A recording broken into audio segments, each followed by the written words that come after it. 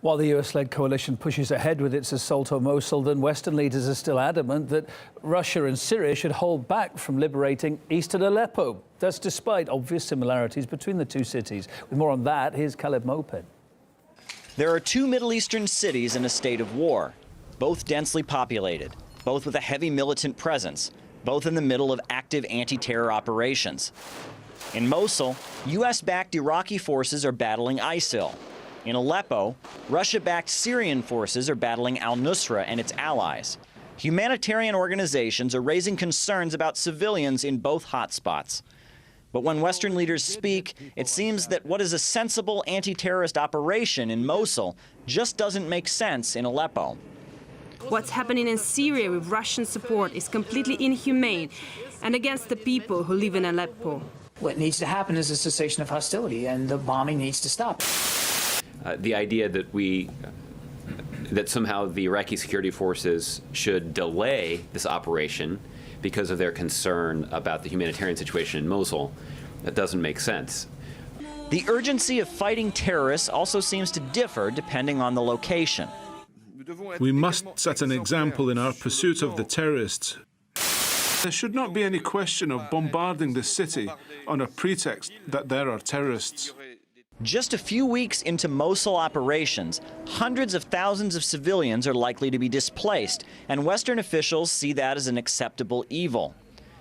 Yet, when Russia suggests civilians from eastern Aleppo should escape the fighting through humanitarian corridors, it gets an immediate backlash. And I've seen, reports that they're allowed to leave. They shouldn't have to leave.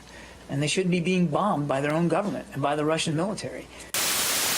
Well, again, it's not a question of whether we think they should or should not have to leave. This displacement, that's somewhat inevitable in an operation of this scale. Sometimes even the U.S. State Department gets confused as to which city is which. The concern about the humanitarian situation in Mosul, that doesn't make sense, end quote.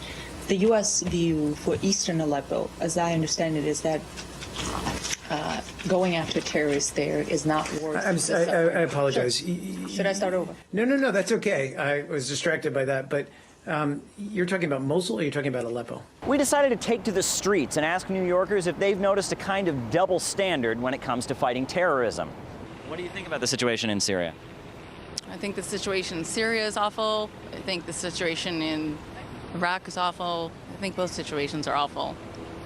There's a struggle between Assad, ISIS. We think the Russians might be backing it. It's pretty complicated. Have you heard about the humanitarian disaster in Aleppo? No, I have not. Okay. Have you heard about the humanitarian disaster in Mosul? No. I'm sorry. The USA and Iraq are bombing Mosul, which is a city to fight the ISIS terrorists, right?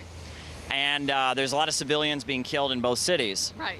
And U.S. leaders have called on Russia and Syria to stop bombing Aleppo because of civilian casualties, but there's also civilians in the other city. Isn't that kind of a double standard? I guess it would be a double standard.